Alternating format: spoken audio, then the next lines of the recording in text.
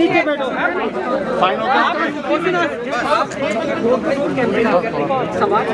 धकेला मत यार।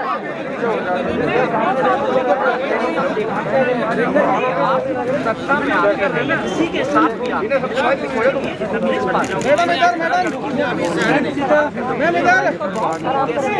धकेला मत ना भाई। युवाओं के लिए हम बहुत स्पष्ट हमने किया हुआ है, कहा हुआ है कि हम युवाओं को कहना चाहते हैं आपको रोजगार की ज़रूरत है, आप अपने पैरों पे खड़ा होना चाहते हैं, उसके लिए आपको मदद की ज़रूरत है। आपकी जिम्मेदारी है कि इस चुनाव में आप उन मुद्दों पर चर्चा कराएं जो आपके मतलब के मुद्दे हैं। आप बेरोजगार रहेंगे, आपका भविष्य नहीं बनेगा। तमाम पॉलिटिकल जो पार्टीज हैं, जो राजनीतिक दल हैं, सिर्फ इधर उधर की बातें करेंगी, आपकी भविष्य की बात नहीं कर रहे हैं, आपके विकास की बात नहीं कर रहे हैं। हम कह रहे हैं कि विकास की बात होनी चाहिए। हमने नौजवानों के लिए एक अलग घोषणा पत्र निकाला है, उसका नाम है भर्ती विधान, क्योंकि हमने सोचा कि हर राजनीतिक दल कहता है कि 20 लाख नौकरियां दे रहे हैं, हम 25 लाख रोजगार दे रहे हैं, लेकिन ये कभी नहीं कहते कि ये रोजगार आएंगे कहाँ से, किस तरह से दिए जाएंगे। तो हमने ये तय किया कि नौजवानों को हम बताना चाहते हैं कि आपको रोजगार हम कहाँ से देंगे, कैसे आएंगे ये रोजगार। 12 लाख रोजगार जो सरकार में खाली पड़े हुए हैं, उसको हम किस तरह से भरेंगे।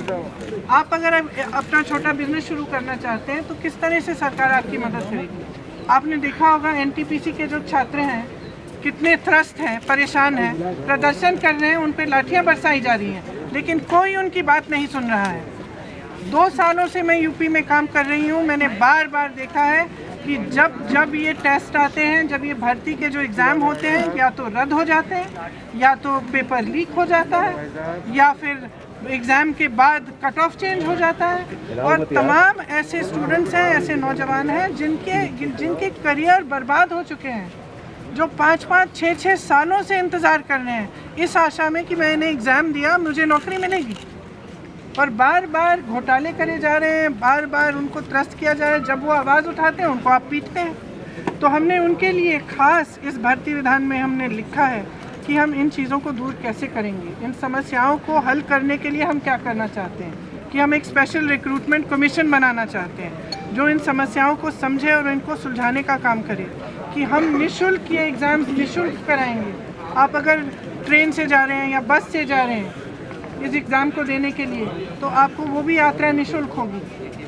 और हम एक रोज़गार के लिए हम एक टाइम टेबल जैसा बनाना चाह रहे हैं, एक जॉब कैलेंडर हर एक भर्ती के लिए अलग, जिसमें लिखा जाएगा कि आपका एग्ज़ाम इस डेट पे होगा, इसका रिज़ल्ट इस डेट पे आएगा, इसके बाद आपको नौकरी इस डेट पे मिलेगी, और 6 महीनों से ज़्यादा नहीं होना चाहिए वो गैप। आज एग्ज़ाम और रिज़ल्ट में 1.5 साल का गैप है। बताइए कैसे हो सकता है, कैसे हो सकता है। और आप सोच रहे हैं कि नौजवान त्रस्त नहीं होगा, दुखी नहीं होगा, और आप उनकी बात नहीं सुन रहे हैं, उनको मार रहे हैं, पीट रहे हैं, जेल में डाल रहे हैं, उनका करियर ख़त्म कर रहे हैं, उन पे ऐसी ऐसी धाराएं लगा रहे हैं कि वो जेल चले जाते हैं, बाद में यूनिवर्सिटी नहीं जा सकते हैं।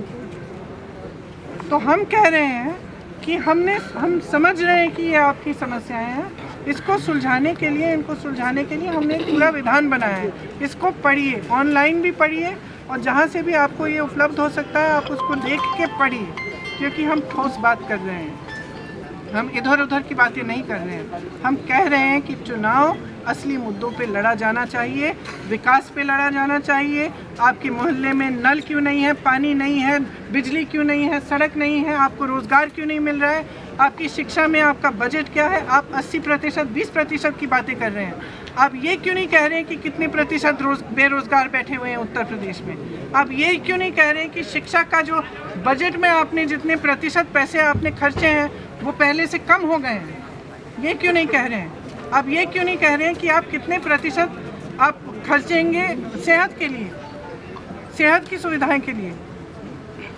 तो हम कह रहे हैं कि इन बातों पर चुनाव लड़ा जाना चाहिए, और हम कह रहे हैं ये इससे सिर्फ राजनीतिक दलों का फ़ायदा होता है, जातिवाद और सांप्रदायिकता को फैलाने से सिर्फ राजनीतिक दलों का, पब्लिक का कोई फ़ायदा नहीं है इसमें। पब्लिक का फ़ायदा इसमें है कि हर नेता को पब्लिक जवाबदेह बनाए, पब्लिक पूछे कि हमारे लिए काम क्यों नहीं किया है। अगर आप काम नहीं करेंगे तो हमारा वोट आपको नहीं मिलेगा। तो मैं आप सबसे आग्रह करना चाहती हूँ, सारे नौजवानों से, उत्तर प्रदेश की नौजवानों से, महिलाओं से, सबसे आग्रह करना चाहती हूँ कि आप इस चुनाव को अपने बारे में बनाइए।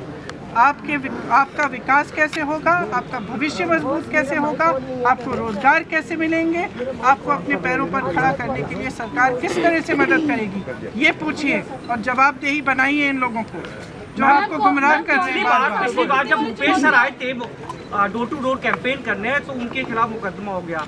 कांग्रेस जहाँ जहाँ कैंपेन कर रही है वहाँ उनके खिलाफ FIR करिए। बहुत ऐसे में अब आप भी आई हैं, तो आप क्या ये मेंटली प्रिपेयर हैं इस चीज़ को लेकर?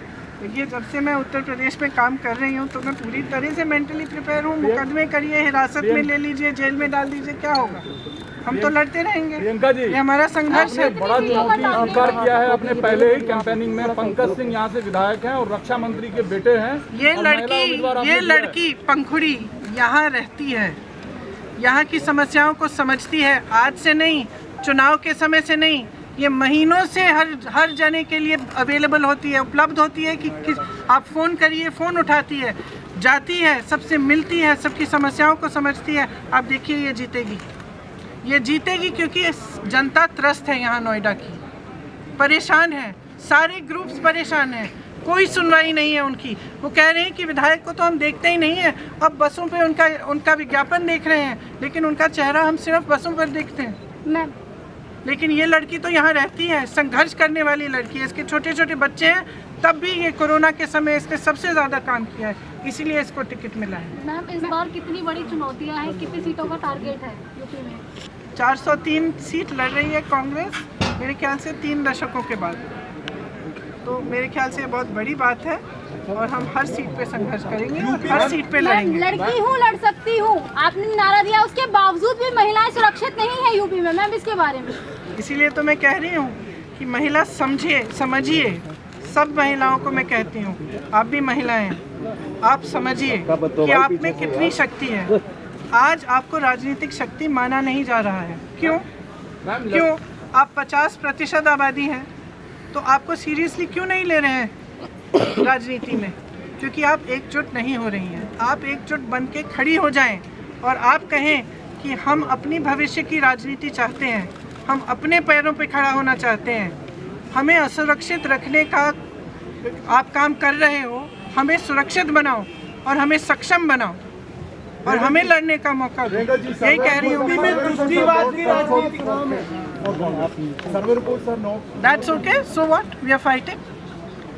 You're fighting. Yes, we are fighting. विपक्ष आपको शून्य से आक्रमण कर रहा है। हाँ? इस पे विपक्ष आपको करने शून्य से दीजिए आक्रमण कर रहा ना, है। करने दीजिए ना। हम तो लड़ रहे हैं, हम हर सीट पे लड़ रहे हैं, हम संघर्ष कर रहे हैं और हम करेंगे और आगे भी करेंगे। यूपी में सबसे ज्यादा तुष्टिवाद की राजनीति सक्रिय है, इस पे आपका क्या है? अभी तो मैंने पूरा लेक्चर दिया उस पे। मैम, मुजफ्फरनगर राजनीति को जब तक पब्लिक जवाबदेह नहीं बनाएगी, जब तक विकास के मुद्दों को सामने एकदम राजनीतिक चर्चा का सबसे बड़ा पार्ट नहीं बनाएगी, तब तक ये राजनीति बदलेगी। तो मैं कहती हूँ कि पब्लिक की एक बहुत बड़ी जिम्मेदारी है कि आप राजनीति को, सारे राजनीतिक दलों को जवाबदेह बनाइए। अपने विकास के मुद्दों पर गुमराह होना बंद कर दीजिए, जागरूक बनिए। What is your reaction to What is your reaction to the new reports that have emerged? Well, from the new reports, it's pretty clear that the government lied in parliament. Priyanka ji, Pegasus को कांग्रेस फिर से उठाना चाह रही है और नोएडा विधानसभा seat पर 3 lakh बांग्लाभाषी voter है। आज आप माता काली की दर्शन भी किए हैं। दोनों सवाल एक साथ है। तो मतलब सवाल पूछिए। 3 लाख आपने तो 2 स्टेटमेंट किए, बांग्लाभाषी मतदाता है नोएडा में। ठीक है। आपने आज मुलाकात की है उस कम्युनिटी से, काली माता मंदिर भी गई। ठीक है। उन वोटरों से आपने बात भी किया, क्या रुझान मिला? और पेगासस का मुद्दा सदन में रुझान ये मिला कि सब त्रस्त हैं, सब परेशान हैं, सब चाहते हैं कि उनकी बात हो और उनकी सुनवाई हो। सब चाहते हैं कि उनकी जो समस्याएं हैं उनकी सुनवाई हो, वो सुनवाई हो नहीं रही है और तमाम ऐसे मुद्दे उठाए जा रहे हैं जिनसे उनका कोई एक्चुअली उनकी समस्याओं का हल नहीं होगा। तो सब चाह रहे हैं कि अपनी समस्याओं पर ये चुनाव लड़ा जाए और जो उनके लिए, जो जैसे मैंने कहा, पंखुड़ी जी यहाँ हैं, यहाँ रहती हैं, जब इनको बुलाएं तो वो आती हैं। उनको इस तरह का एक उम्मीदवार चाहिए, उनको इस तरह का प्रतिनिधित्व चाहिए। थैंक यू, धन्यवाद। मैं आपको बताना चाहती हूँ कि आपने शायद देखा होगा कि हमारा एक ये भर्ती विधान निकाला है हमने। ये क्या, इसकी सोच क्या थी? जब 2 साल से मैं काम कर रही हूँ यूपी में, और जहाँ जहाँ मैं जाती हूँ मैं लोगों से मिलती हूँ, सबसे ज़्यादा देश में नौजवान यूपी में ही हैं। और जब भी मैं मिलती हूँ तो यही इश्यूज उठती हैं कि दीदी रोज़गार के लिए क्या करेंगे, हमारा विकास नहीं हो रहा है, हमारे लिए सरकार क्या करेगी।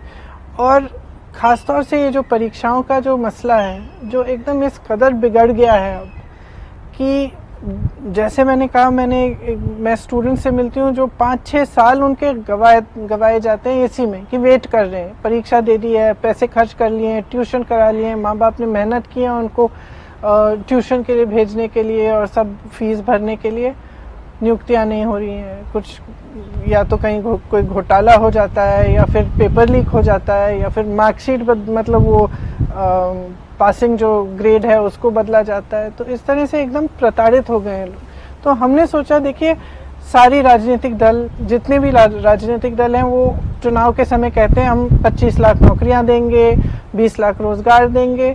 तो हम में फ़र्क क्या है? तो मैंने अपनी टीम से बात की कि भाई फिर हम में फ़र्क क्या है? हम भी कह रहे हैं, कोई नौजवान कैसे जानेगा कि जो हम कह रहे हैं उसका क्या वैल्यू है और हम कैसे देंगे ये नौकरियां। तो हमने सोचा क्यों ना हम नौजवानों के लिए एक अलग विधान बनाएं जिसमें हम लिखें कि हम ये जो 20 लाख नौकरी का वादा है, जो रोज़गार का वादा हम कर रहे हैं, ये 20 लाख रोज़गार आएंगे कहाँ से? अगर एक नौजवान अपना बिजनेस शुरू करना चाहता है, कुछ नया शुरू करना चाहता है मैं तुम्हें स्माइल करा के ही भेजूंगी यहाँ से तो उसकी हेल्प कैसे करेंगे? तो ये चीज़ें, फिर इसमें हमने ये भी सोचा कि सिर्फ जैसे हम ठीक है पढ़ाई रोज़गार पर जोर लगता है, लेकिन आज जैसे आपने कहा इतना प्रताड़ित हैं स्टूडेंट्स, उनके मानसिक स्वास्थ्य है उसके लिए क्या कर रहे हैं?